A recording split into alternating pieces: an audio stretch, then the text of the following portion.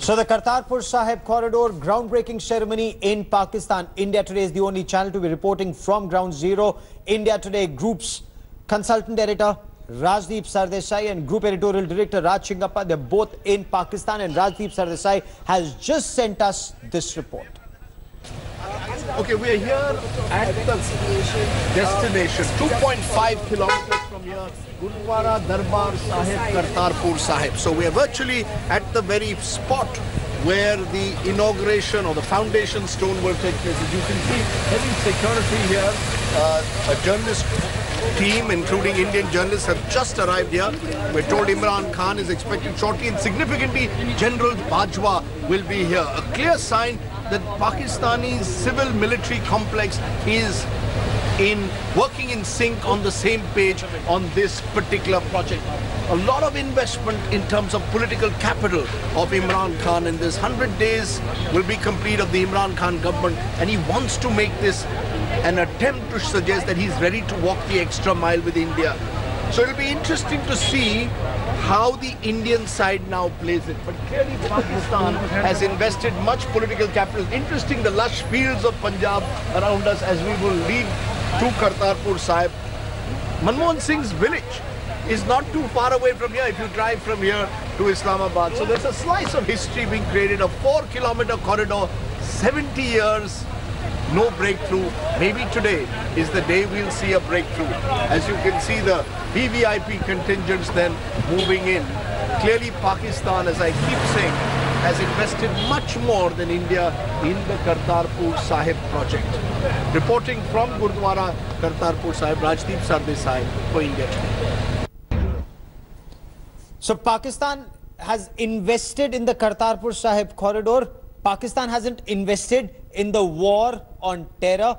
Pakistan has not invested in taking action against Hafiz Muhammad Saeed, Zakir Rahman Lakwi, Zarar Shah, Maulana Masood Azhar and the terrorist organizations, where Pakistan has invested in encouraging them to kill people in India. I want to cut across to India Today's Hamza Amir. And Hamza, you're on ground zero. Take us through the preparations on ground zero for the groundbreaking ceremony, and the fact, was Pakistan's Army Chief General Qamar Javed Bajwa scheduled to be there, or was this a last-minute change? Well, Gaurav, the preparations are grand, the security measures are grand, and even as we speak right now, a large number of contingents are pouring into the venue.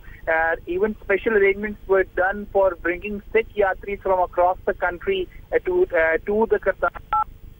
Because for the ceremony, because around 60 odd vehicles, what I saw, big buses were actually carrying Sikh Yatris who were actually being brought to the Kartarpur venue. And the Army Chief's visit was as per schedule. Initially, it was not told because of security concerns that if the coming or no. Even right now, the schedule that we have does not have Army Chief's address as for now, but we have been told that he is going to be there. I'm not sure if he is going to be addressing or no, but he certainly is going to be there along with Prime Minister Imran Khan. And can you give us a timeline, if you have a copy of the schedule, what time is the groundbreaking ceremony, what all will happen at the Kartarpur Sahib corridor? Well, I have the schedule with me around 3 o'clock Pakistan time. Prime Minister Imran Khan doing a welcome address and will be addressing to the participants and dignitaries, and then after that he is going to be going to see the groundbreaking venue and the particular place where the corridor is going to be made, but that's been kept as optional because the movement is so much under control and under scrutiny that it might actually not happen because we're already ahead of schedule. Then it is also been told that the Ministry of Ministry of Foreign Affairs and other Sikh Yatris, notables are going to be addressing the ceremony as well. It was scheduled as per the details that I have were for 3 o'clock, but because it has been a delay, the contingents are still coming in. I am on the way with the contingent as well. So it is going to be a little bit late. But as I said before, because the situation is as such that the road that goes towards Kartarpur is a one-lane, very slim road, surrounded fields, very widespread open farm fields of the Punjab province. and that is why it is becoming difficult for people to get to the venue. But Prime Minister Imran Khan's address, as per schedule, is at 3 o'clock Pakistan. Okay, so in about an hour, it's 2 o'clock in Pakistan even as we speak. So in about an hour from now, the ceremony is scheduled to start. But my colleague Hamza Amir in Kartarpur Sahib is en route Kartarpur Sahib, and he's reporting some delays. So will Pakistan Army's chief also address people there? We still do not know. But I must also tell you at this point of time is that from Pakistan's side, they're saying that a lot of effort is being made. The question that's being asked in India is a lot of effort is being made in optics. Why not effort to crack down on India-centric terror? So what's happening at the Kartarpur Sahib corridor? The optics are all right, but remember the optics were all perfect even at Lahore when then Prime Minister Atal Bihari Vajpayee had visited in 1999, and that was the time that the Pakistan Army was intruding into the Kargil heights. And what we are now being told is that this time the Pakistan Army is on board the peace process. But amidst the positive vibes and the groundwork for Kartarpur Sahib corridor, Pakistan's corridor conspiracy has come to light. Khalistani separatist groups harbored, aided, abetted and encouraged by Pakistan are now plotting to use the Kartarpur Sahib corridor to incite and brainwash young pilgrims. Pro-Khalistan organization, they call themselves Sikhs for Justice. They've asserted that the radical group will use the arriving of pilgrims to lobby for a separate Khalistan.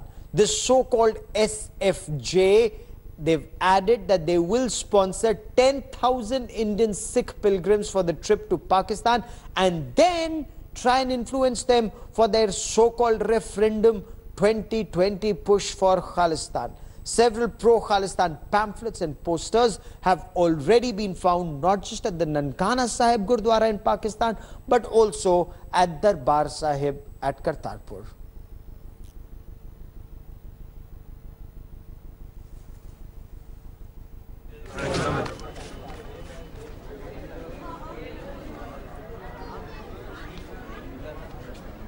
The Prime Minister of Pakistan appears to be keen to even invite Prime Minister Modi for the SAARC summit.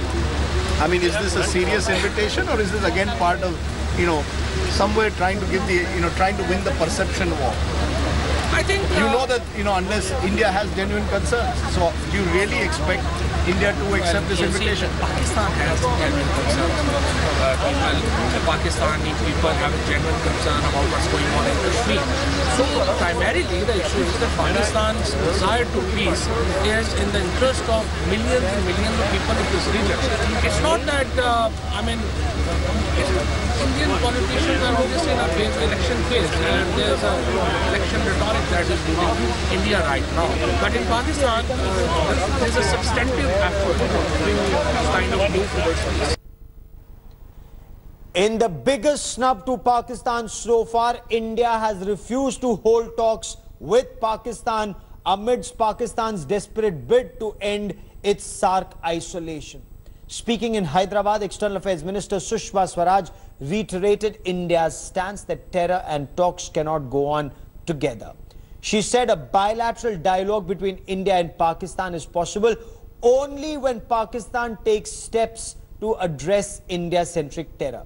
She delinked the Kartarpur Sahib corridor opening to resumption of comprehensive bilateral dialogue, categorically insisting Prime Minister Narendra Modi will not travel to Pakistan even for the SAARC summit till Pakistan doesn't stop exporting terror to India. On Tuesday, Pakistan said that they are inviting Prime Minister Narendra Modi for the SAARC summit. In 2016, Pakistan was forced to cancel the SAARC summit after India and 3 other countries boycotted the event in 2016. India's decision came after a deadly terror attack in Uri in Jammu and Kashmir. Not just India, Afghanistan and Bangladesh, both victims of Pakistan state-sponsored terror, and Bhutan had decided to boycott SAARC in Pakistan. I already visited Pakistan, and this was me only who started the comprehensive bilateral dialogue. But what happened after that? Pathankot. What happened after that? Uri. So we have to take a big picture.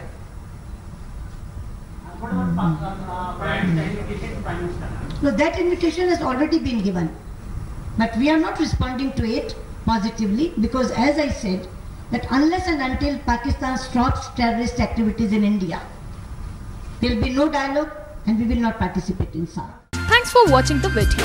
For more such news and updates, please like, share and subscribe to India Today. Also check out our other great videos from our channel. We know you would love to.